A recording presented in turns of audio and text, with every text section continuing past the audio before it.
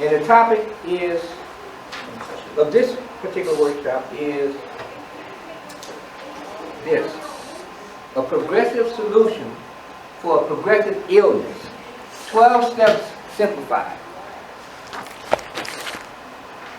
I'm going to make a brief presentation of this, and then I'm going to open it up for discussion. That's all right with y'all? Yes. All right. Here we're talking about today a progressive solution for a progressive illness. I would have put the board up here in order to write down some things. One of the things that I wanted to draw on the board, y'all gonna have to use your imagination.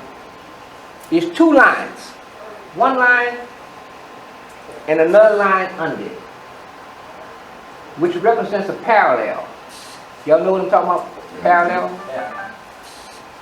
The book tells us that along with my sound reason, it's running parallel with an insane idea. That's what it tells us. So our purpose is to grow. The whole point, nothing but the point is to grow in understanding and effectiveness. Along with my sound reason, there's running a parallel line with an insane idea.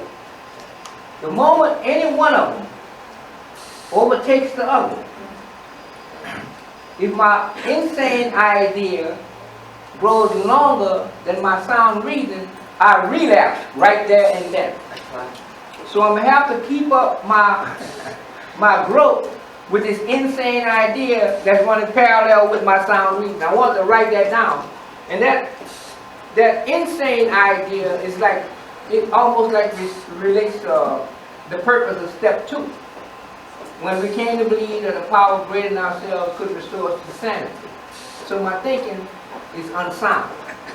So the steps help me with that. This progressive solution was the steps that helped me to deal with a progressive illness. I wanted to write that down, but I know y'all can, because I know I'm dealing with intelligent people out here. Y'all can formulate a picture of what I'm talking about, right? That's right. All right, so there we go. We don't need the board. We can draw a picture in the mind. Matter of fact, a long time ago, people used to say, I can't see what you're talking about. Or they would say, I can see what you're talking about. How can you see what I'm talking about when I'm talking? You see what I'm saying? So that's why y'all can see what I'm talking about, right? We can hear what you're talking about. That's what I'm talking about. All right, now, this illness that we have is a word that I want to write down too. We had the first 100, had to pinpoint the illness. And they did it, Alcoholics Anonymous did it in a way that nobody else did. The doctors and the psychiatrists, the therapists, nobody could actually help the alcoholic to overcome his malady. They all tried. And the doctor, in his opinion, he said, this is what he said. He said, what? With our ultra-modern knowledge of everything, our scientific approach to everything, we are perhaps not well equipped enough to present the solution that these people needed. I'm paraphrasing. You heard? Yes. I'm going to read it exactly so we don't miss nothing. Okay. It's in the doctor's opinion in, I think, his second letter. Right. The pages is out of this book. Somebody tore the pages out of the book. They must have needed it. Sometimes a person will read something in the book and say, well, it could be a newcomer. I'm taking this with me. Yeah, and they take it with them. This is in the second letter of the doctor's opinion. He said, we doctors have realized for a long time that some form of moral psychology was of urgent importance to alcoholics, but its application presented difficulties beyond our conception. What with our ultra-modern standards, our scientific approach to everything. We are perhaps not well equipped to apply the powers of good that lie outside our synthetic knowledge. They're telling us that even though they knew we needed some form of moral psychology, we needed some kind of spirituality, that they were not equipped in that field. They were not preachers. They were not spiritualists or moralists. They weren't that. Their job was just doctors. So they couldn't help us in that area. Now the doctor admitted that. Now this is me saying this. Even though the doctor admitted that, he still took their money. He still kept treating them, right? He still kept treating them. Even after the bill came along. Anyway, this illness is described as a progressive illness. In the big book, in the 12 and 12, the illness that we have is not an ordinary illness. So every time the book mentions it, it describes it. Remember I said that they came up with a solution and described the illness in a way no other person has done? Yeah. This is why we're so successful with what we have.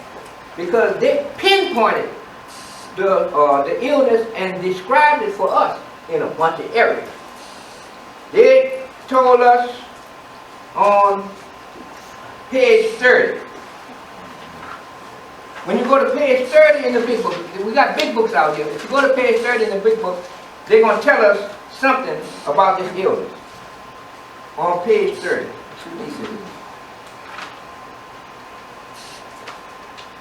They say, we are convinced to a man that alcoholics of our type are in the grip. Not were in. We are in the grip of a progressive illness. Over any considerable period, we get worse, never better. One of the examples of that is that man of 30. That man of 30, he was a businessman, and he decided to stop drinking, even though he was alcoholic, and did it. He said, I'm not going to take another drop until I have been successful in business. And he did it. 25 years, he went without drinking. After he had been successful in his business career, he took one drink and was dead in 4 years. He couldn't stop. Even though he wasn't drinking, he had a progressive illness. That's how they describe it. He was caught in the grip of a progressive illness. This illness we have don't sit still. I'm going to need a progressive solution for this progressive illness that I have, even though I'm not drinking. On page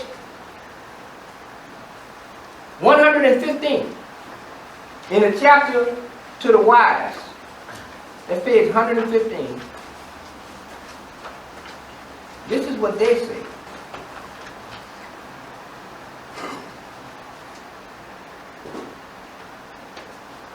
They say, while you need not discuss your husband at length with other people, you can quietly let your friends know the nature of his illness. That's what they mention this word illness at.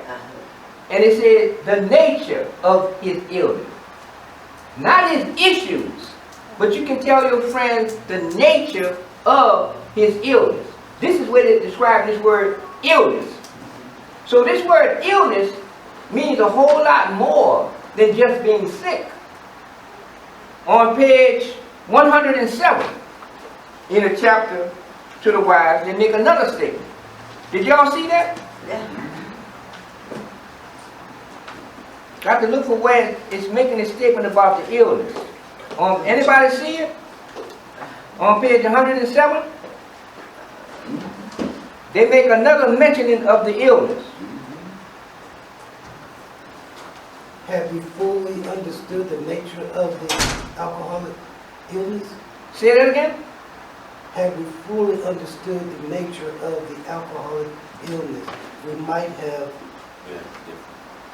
behaved differently. Okay. The wise at the time didn't know what the husband was really going through. They just looked at him as a drunkard. That's right. Or a person that's just morally decrepit. So they're telling us that if they fully understood the nature of the alcoholic illness, they might have behaved better. In other words, stop treating him like he's just an insane puppy, or treating him like you a man of no means. They may have behaved better. That's the nature. They talk about the nature of the alcoholic illness. That's how they describe his illness. On page 18, this is what they tell us concerning his illness. 18? Yeah, at the top of the page. This is what they say. This is in there the solution. An illness of this sort, and we have come to believe it an illness. Dash. They got a dash there, which implies to stop and look at what you just read.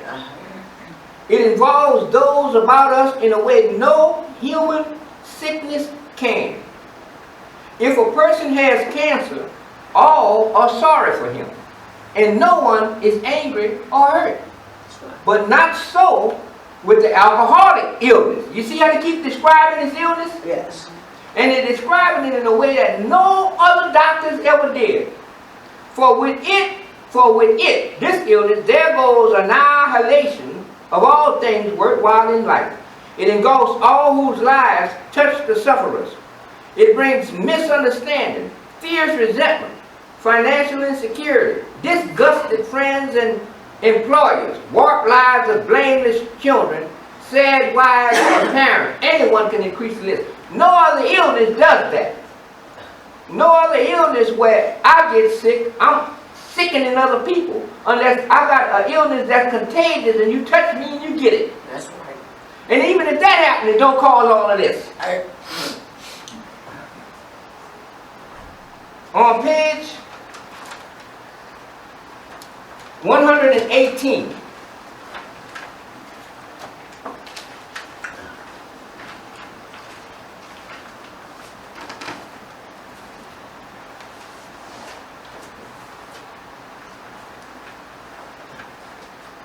This is what the wives found out after they woke up. After building them and hit the wives and had an awakening, this is what they found out. At such moments, we forget that alcoholism is an illness over which we could not possibly have had any power. You heard that? Yeah. They're constantly describing this illness on page 50, no, not 56, on the 12 and 12, in the 12 and 12, page 112. This is what they tell us.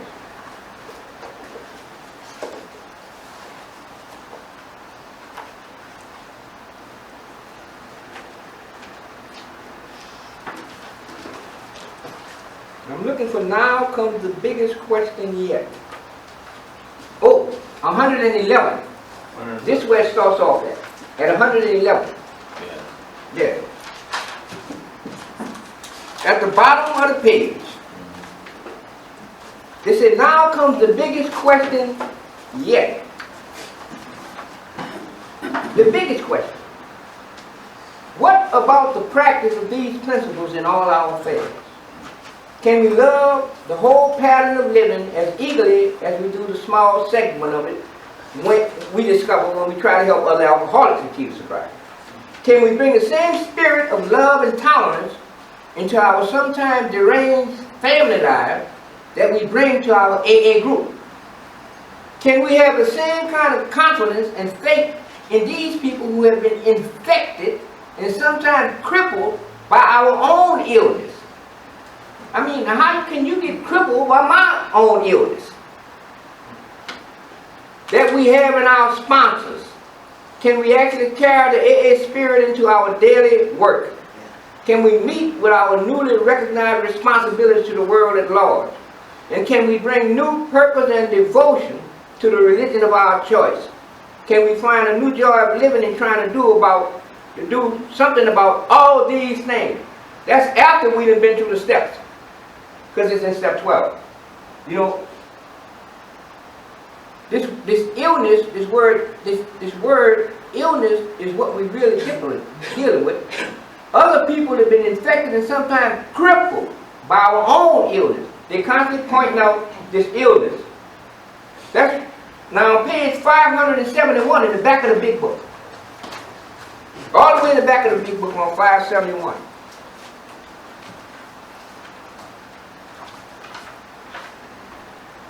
Let me know when y'all got it. Y'all got it before I did.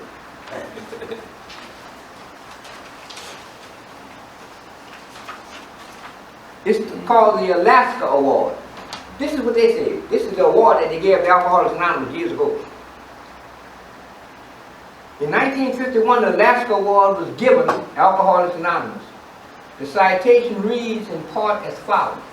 The American Public Health Association presents Alaska Group Award for 1951 to Alcoholics Anonymous in recognition of its unique and highly successful approach to that age-old public health and social problem, alcoholism.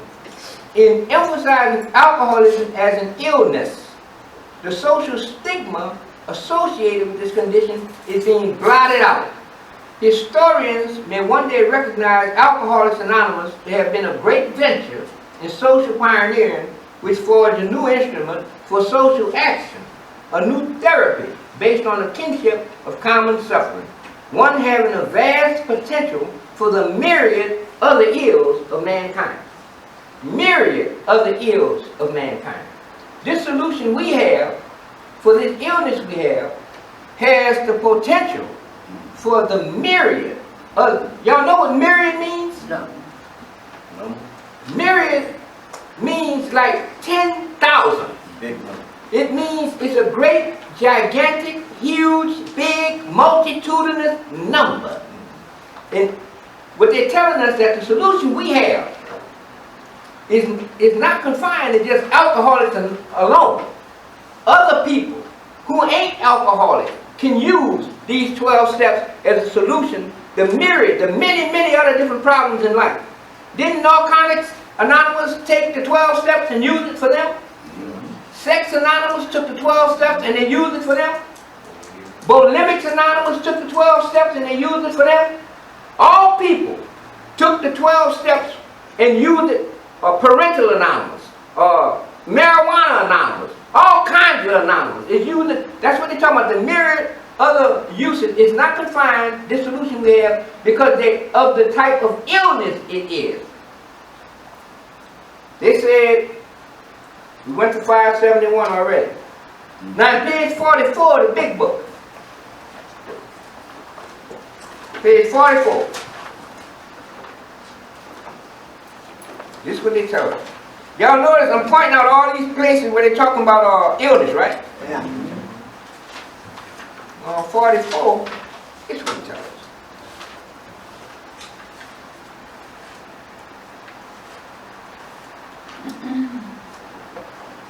Y'all see what it said? The word is here in the first chapter. I mean the first paragraph. They say in the preceding chapters you have learned something of alcoholism. We hope we have made clearer the distinction between the alcoholic and the non-alcoholic. If, when you honestly want to, you find you cannot quit entirely, or if when drinking you have little control over the amount you take, you are probably alcoholic. If that be the case, you may be suffering from an illness which only a spiritual experience will conquer. So if I'm suffering from an illness which only a spiritual experience can conquer, then my illness is not confined to the body nor the mind. I'm dealing with a spiritual illness. And that's why the doctor said he was unable to deal with it. Y'all heard that? Yeah. That's why he told us that on page 114 in the 12 and 12. Now they about to round it up and bring it home. On 100 page 14 and 12 and 12, this is what they tell us.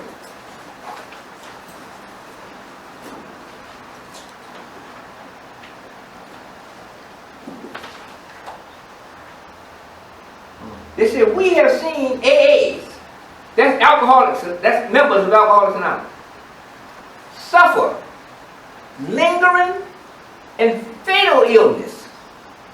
Now when they say, in this sense, they say lingering and fatal illness, they're not talking about alcoholism. Right. They're talking about cancer, old age, heart attacks, death, people dying. That's what they're talking about. You see that? We have seen their heirs suffer lingering and fatal illness with little complaint, and often in good cheer. But the illness we have, there's much complaint and no good cheer at all. So they describe it in the different. A person gets ordinarily sick, but in Alcoholics Anonymous, after they got the solution to it, they go through these issues with dying and everything in good cheer. That's what the program have given us. If I have an illness from which only a spiritual experience can conquer, this is what they tell us in the 12 and 12 on, I forget what page that was on, but I know y'all won't remember this. They tell us exactly what the 12 steps are. They say the 12 steps are a group of principles, spiritual in their nature, which, if practiced as a way of life, can expel the obsession to use or to drink, and enable the sufferer to become happily and usefully whole. So, if the 12 steps, the principles, can expel, that word can, C-A-N, Yeah. that I never look up, because I think I know the meaning of it, right? That's right.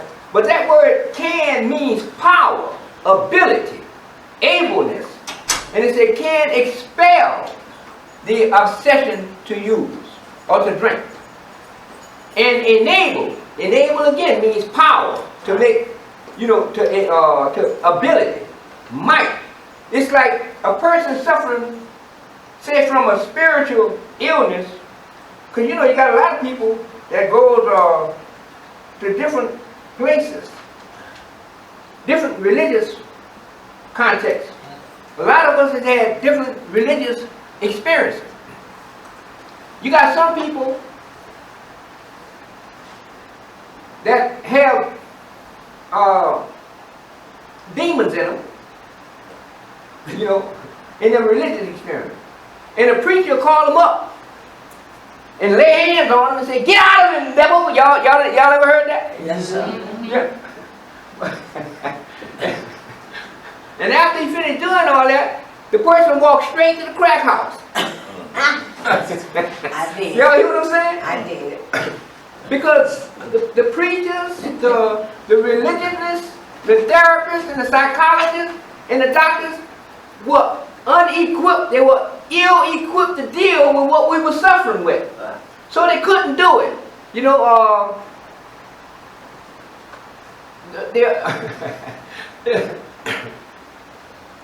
This word illness really needs to be understood. Let me give you the definition of the word illness.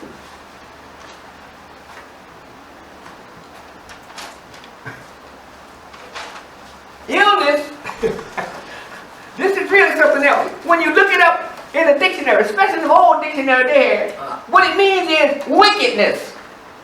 Y'all heard that? No. Yeah. Unpleasantness. An unhealthy condition of mind and body. That's one of the definitions of illness. The first one is wickedness. When you look at in the dictionary, this is what they tell you.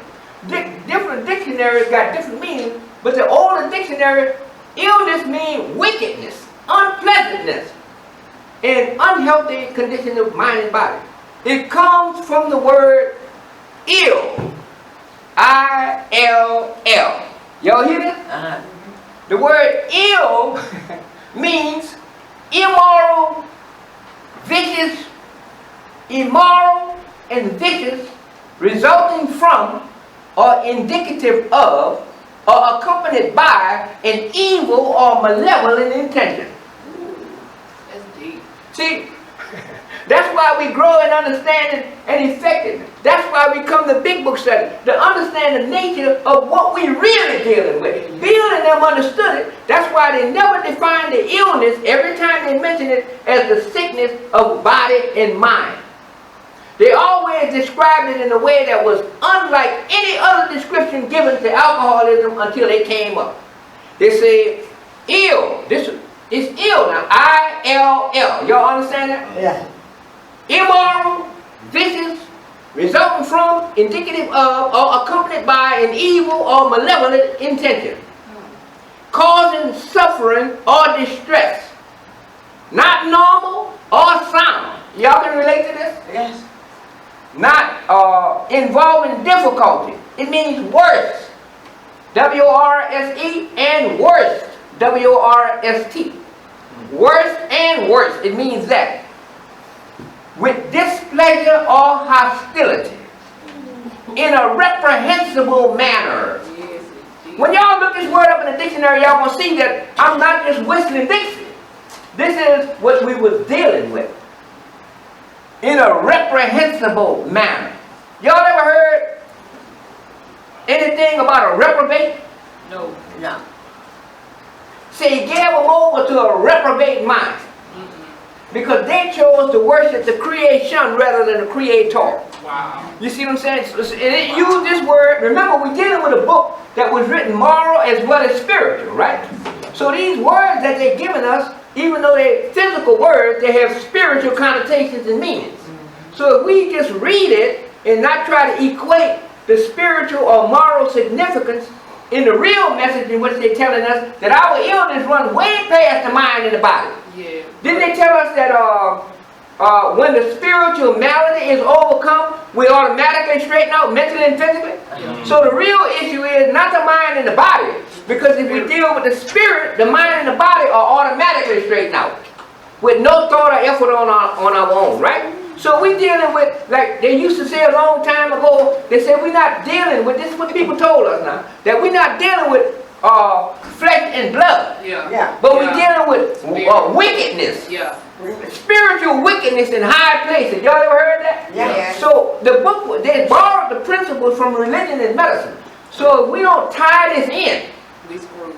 you know, and tie it in and see what they're really coming from, it's just like they told us, this illness we have, once we get it under control, and we not drinking, they say, and we can do this about 2-3 years, 4-5 years, right? Then all of a sudden we go out again and start drinking again. Don't it get worse? Yeah. Yes, sir. They say it gets worse, never better, right? Yes. It gets worse, and I come back up here picking up a desire tip, right? It gets so worse sometimes that I'm embarrassed to come back because I really don't want to do it. Y'all, you know, some people get like that. Well, we're dealing with a progressive illness. Over any considerable period, we get worse, never better. Didn't they tell us a long time ago that whenever the demon was cast out of the man, that he don't sit still, he go back, and if your house ain't in order, he come back with 7 other demons worse than him? Right. That's what they told us, right? Right. So, with this illness we have, it's just like that, spiritually. When I go back out, I come back in worse than I was when I came back. That's right. Like me, I know what my illness looked like 14 years ago. I know what it looked like. I didn't know what color the underwear was when I came up here that I had on. I came up here looking for a free plate of food. I knew what my illness looked like then. 14 years later, I don't know what that monster looked like. And I ain't trying to find out. That's why I'm doing what I'm doing. Y'all hear what I'm saying? They told me you can't keep it if you don't give it away. Y'all look at this word illness, it's spelled I-L-L. Y'all remember that? Right. Now if I take and put a dash between the I and the L-L, what would I have? I'll. Like I'll. Huh? What would I have? Like I will. I'll. It'll be I'll, right? I'll. It's all about me. That's what they're telling us. Bill and them didn't just put this together haphazardly or exact. The illness is in me, ain't it? Yeah. All my trouble was of who's making. Mine. And it producing coming from deep down on the inside of me. Yeah. This illness, it was me causing the trouble, the malevolence, the viciousness, the hostility in other people, wasn't it? Yeah. It was me doing all that. So I'm gonna need, that's why I was talking about those 2 lines. I always have an insane idea. No matter how long I go sober, I still have this insane eye running parallel with my sound reason. Why? Because my illness is spiritual in nature. You see how Bill and them took and worded it when they talked about the illness. they worded it so you will make no mistake about it that you can't identify this illness with any other. They came up with something that enabled us to see what exactly we were dealing with. What the 12 and 12 told us, they said, driven under the lash of alcoholism, of alcohol. We were driven into AA. Y'all, right? Yeah. Not willingly coming. We were driven. Circumstances forced us to come into AA, and it was here that we learned the fatal nature of our situation. Yeah. Ain't that what the 12 and 12 said? Yeah. It was in here. When I came up here, I found out the fatal nature of my situation, not my condition. Y'all watch movies? Yes. All the time. Well, sometimes when they have a hostile situation and the police chief come on the scene, he don't say, what's the condition? He said, what's the situation? Y'all, right? Y'all heard that? Yeah. He said, what's the situation? You know, I learned in here the fatal nature of my situation. They told me to continue to watch. That's step 10, right? For selfishness, dishonesty, self-seeking. They told me to continue to watch, right? After I done put this son of a gun in check. Because he gonna pop up again. Yeah. Right. I have a progressive illness. Like when you go to a doctor, and the doctor gives you a prescription. Now you have a life-threatening illness. And he tells you, take this medicine as prescribed. 1 pill at 3 o'clock, 1 pill at 6 o'clock, 1 pill at 9 o'clock. And you got a life-threatening illness. Even if you go to sleep, you're going to have the alarm clock to wake you up at the time when it's supposed to take that medicine. Am I right or wrong? Yeah. Right. All right, but with this illness, they give us a prescription too. They tell us, before you go to bed at night, do this. Huh. Don't they? They say, when you wake up in the morning, do this. Don't they do that? They told us, he said, faith must go with us 24 hours unless we perish. Didn't they say that? Faith must go with us 24 hours unless we perish. They gave us a design for living that works in rough going.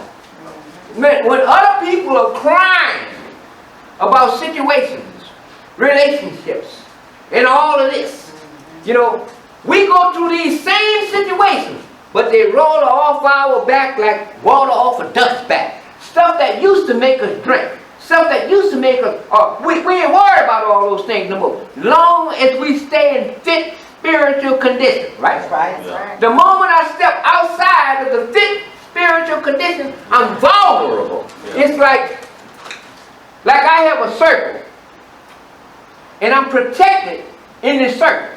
Right. Long as I stay inside of the will of God, Right. I'm divinely protected, right? Right. The moment I step outside of that circle, I'm vulnerable. Right. Y'all have never seen these movies where the witches draw a circle around the house? Long as that circle around the house, the devil can't come in? Yeah. I mean, the evil one can't come in? Y'all done heard that? Everybody. But the moment you disturb that circle, they rush right in, right? Yeah. Well, basically,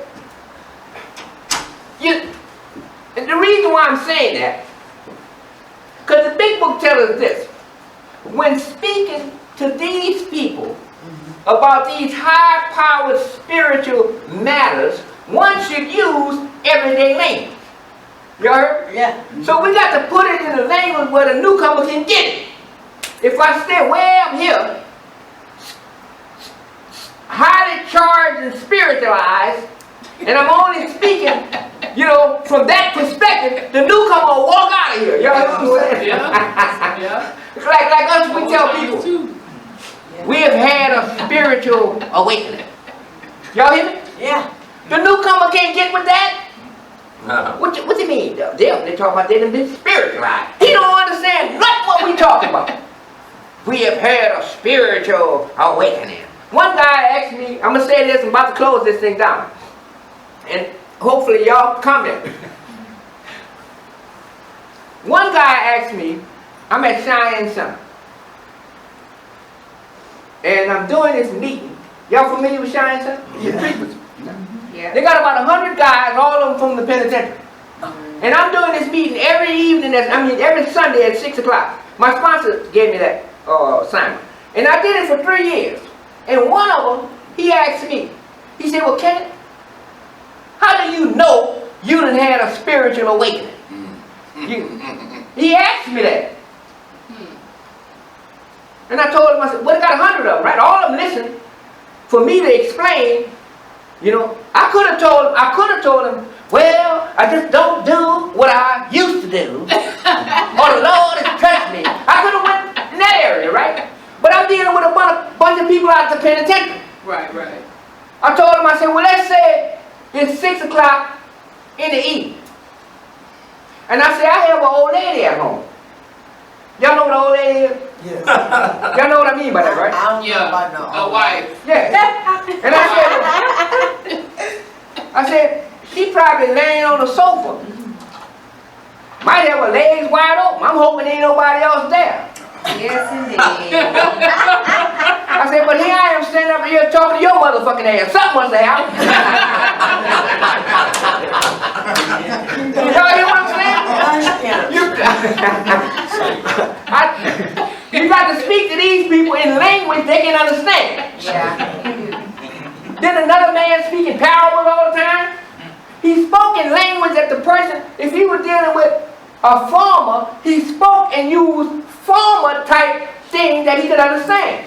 If he was talking to a fisherman, he spoke in a fisherman's language. I mean, fish, what they call them, fishermen who catch fish. He spoke in that language, right?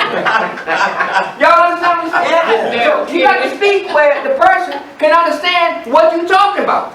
So y'all can see what's being said. Yeah. I have to present a physical description of a spiritual reality. These are the words. These are the words that they use. They gave us physical, literal words.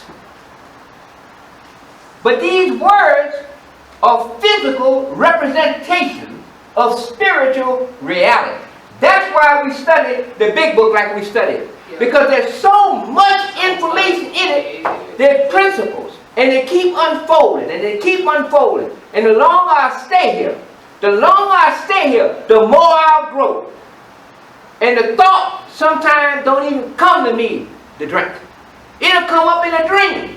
Yeah. Y'all done heard people say who got 20, 25 years old, came up here and said, the thought came to me to drink.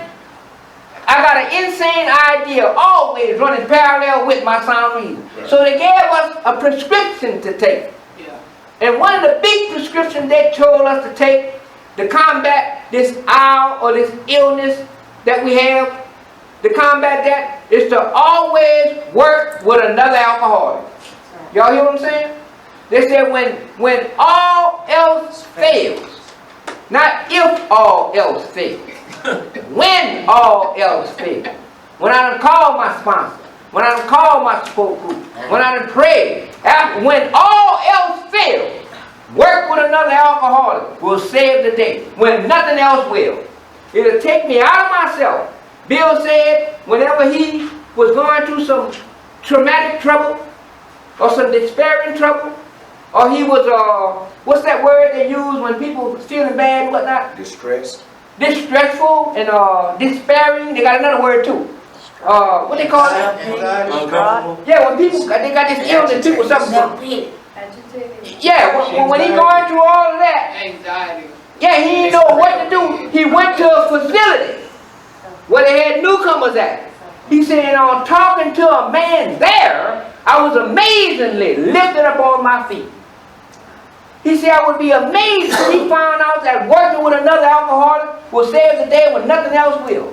Bill had a bunch of alcoholics in his house, and none of them was staying sober. He was feeding them and everything, and they all was getting drunk in the house. Yes, indeed. And Bill told his wife, I've been working with these people for 6 months, and none of them staying sober. And his wife said, but Bill, this is the longest you ever been sober. See, long as I'm working and willing to give away whatever I've been free to give him. By me being willing to do that, I'll keep it, whether they get it or not. Y'all understand that? That's right. All right, so I don't want to talk too much because you know I'll be talking. Yes. But the thing about it is, any of y'all got any comments on what we talking about or any questions? I got a comment. A lot of what. Hi, my name is Marcus. I'm a recovering alcoholic. Hey, Marcus. To me, since my coming in, joining AA, to me this is my personal opinion and feeling. A lot of things that's quoted in the big book is specified in the Bible. And I take the teachings in the big book and I combine them with the Bible. I take my Bible teachings and I combine them with my big book teachings. And they bring me to the same point pretty much. And I use that to stay balanced. A bunch of stuff you was just referring to is in Ephesians, in the book of Ephesians. He's talking about when you leave and you put on the whole armor of God so you be able to ward off the evil principalities in dark places, spiritual warfare, walking parallel. That's the same way when Christ was here on earth. Wherever Christ was be, Satan's always there with us. That's with the spiritual thing and just with physical things being the things here on earth. So I just wanted to add that in to my just my voice and my opinion of how I try to add into my spiritual relationship with Christ and Christ with AA. Y'all heard what he said? Yes. What he said, that he ties that in with his Bible, right? The Jew, other than just a Christian, the Jew comes in Alcoholics Anonymous and he ties it in with his Talmud. The Muslim comes in Alcoholics Anonymous and he ties it in with his Quran. Y'all hear me? Any religious person can come up in Alcoholics Anonymous and see nothing disturbing about his religion. Right. Because, the reason for that is because they borrowed the principles from religion and medicine. And they eliminated the personality. They borrowed the principles and they used the principles and completely eliminated the personality. Y'all ever heard of Jonah and the whale? No. Yes. Well, some people can't get with a man being swallowed by a fish. I couldn't. You understand? But Jonah was supposed to be told by God to go this way. And he went that way. He didn't go the way God sent him, and he wound up in a whale, right? Yeah. So every time my mama told me to do something, to go somewhere, don't go somewhere, and I went the opposite way, I also wound up in a whale of trouble. Yeah, buddy. Y'all hear what I'm saying? Yeah, buddy. And I kept on doing it, and kept on doing it, till I wound up here. See, now I can understand the whale of the prison these people put me in. So they gave us the principles and eliminated the personality. Because as long as I would have stayed, or we'd have stayed hooked up in the personality, we would have never been able to see eye to eye. Right. You heard? Yes. So they eliminated the personality, what they told us in the 12th tradition. Anonymity is the spiritual foundation of all our traditions, ever reminding us to do what? Principles before personality. That's exactly what they did. They gave us principles and eliminated the personality. Yeah. So when they start talking about God, whatever God means to you, that's what they're talking about. That's right. One guy told me, he said, Kenneth, I'm taking them through the steps. I don't believe in God. I believe that they got 3 different types of angels that they do this. I said, well, that's exactly what we're talking about. Okay, whatever you believe. That's it. I said, well, that's exactly what we're talking about. Most people will never know who I'm working with, will never know what my religion is, because I don't volunteer the information. That's right. All I do is give them what's in the book. And they can use what their own religious belief is to pick it up. One thing they're going to find out, all of them, I don't care what their religion is, one thing they're going to find out from these 12 steps is that whatever your religious belief was, you evidently wasn't practicing it. That's it. Right or wrong? Right. And so what the steps came in and gave us was, if you look at the steps, the way they're written on the board, what they're telling us is that faith without works is dead. That's right. That's right. Proof of that. After step 3 come action in 4. Step 3 is a faith step, prayer. And after that come action in 4. Step 7 is a prayer, a faith step. After that come action in 8. Step 11 is a prayer. It's a faith step. After that come action in 12. Am I right or wrong? You're right. The very way the steps are written is telling us that faith without works is dead. All I had to do was put some action with whatever I said I believe and presto, abracadabra. It worked. All I had to do was follow the simple suggestion and keep doing it. A progressive solution for a progressive illness. I hope we've been helpful. Oh, you have. Oh, yeah. We. You can imagine me, when you say you have, because look, check this out. You can imagine me up here talking like I'm talking and nobody in these rooms. Now how effective would that be? Come on. My name is Twan. I'm an alcoholic. I am so grateful that I came to this meeting because you broke down that illness for layman terms for someone like me to understand the seriousness of this disease that I deal with on a daily basis.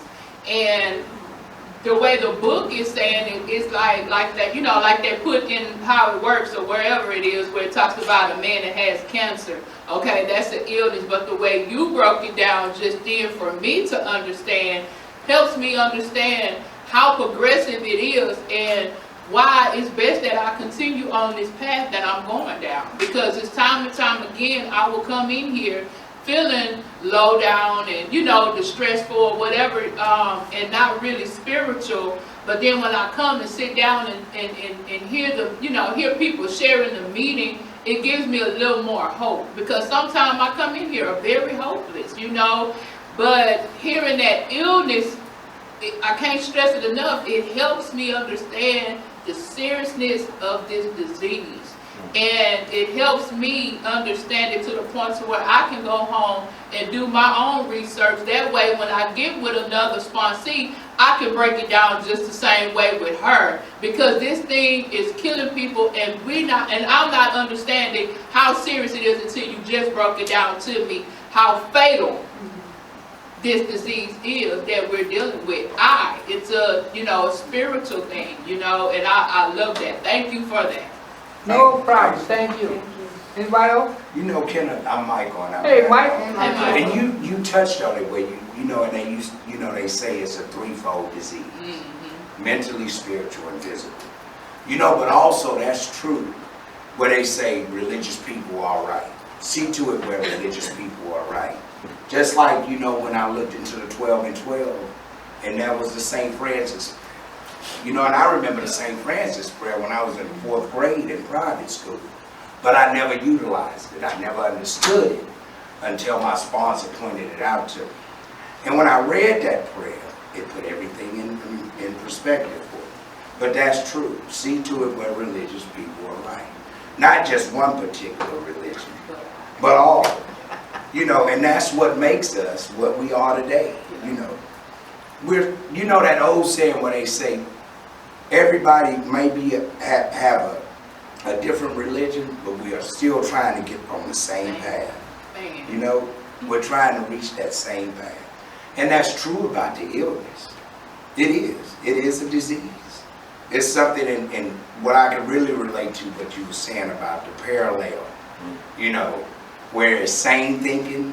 What was it you said? Reasonable thinking. Reasonable Insane thinking. idea, running parallel with my sound reading. And the deal was, and that's so true, my sponsor had to point that out to me.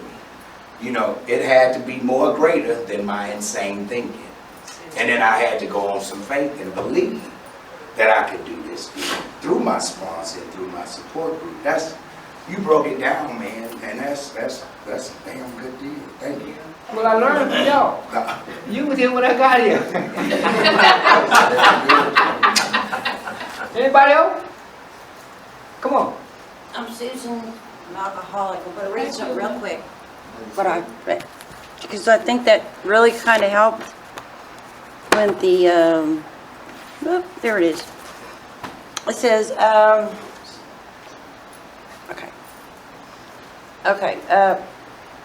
the 9 conditions of looking for a sponsor. I think that's important. Okay, the ex-problem drinker who has found the solution, who is properly armed with the facts about himself, can generally win the entire confidence of another alcoholic in a few hours. Until such an understanding is reached, little or nothing can be accomplished. That man who's making the approach that has had the same difficulty, that he obviously knows what he's talking about, that his whole deportment shouts at the new prospect that he is a man with a real answer, that there's no attitude of holier than thou, nothing whatever except the sincere desire to be helpful, that there is no fees to pay, no axes to grind, no people to please, no lectures to endure. These are the conditions that we have found most effective. After such an approach, many take up their beds and walk again. You know, and as I was saying, when I brought the cell phone up to you, Hank, you know, at that point, that when I'm looking for a sponsor, those are some conditions that I'm looking for. Okay? Now have my cell phone back, please. Y'all heard what she read, right? Yes. After such an approach, many pick up their beds and walk again. Where they got that from? Pick up that bed and walk. Y'all remember that? Yeah. Y'all ever read that in mother books? Yes. Pick up thy bed and walk. So these principles were borrowed from the fields, plural, of religion and medicine. Medicine means psychology. That's what medicine means. The principles we have were borrowed. Alcoholics Anonymous didn't come up with nothing new in that. And they didn't take credit for it. They said we borrowed these principles from religion and medicine. And it's serving us pretty well. Now, after this, they got food up in there. And this, what we done today, is on a CD. The CD is going to be available next month, I'm sorry. Every workshop we bring the other CD. If y'all want to get a CD, we don't sell them. If you want to make a donation, that's fine. But the food, everything else free. So y'all can join me for a moment of silence, followed by the serenity prayer, sitting right where you at. Come on. So the psychology part of it, I was thinking it could be like behavior modification. Exactly. Did y'all hear the question she asked? Yeah. See, because psychology, the meaning of the word psychology is like a study in human and emotional, emotional, behavioral characteristics. So that's exactly right. Character building. Characteristics, yeah, that's exactly right. God grant us the strength to accept the things I cannot change, the courage to change the things I can, and the wisdom to know the difference. And thank you all for letting me grow with you. Thank you.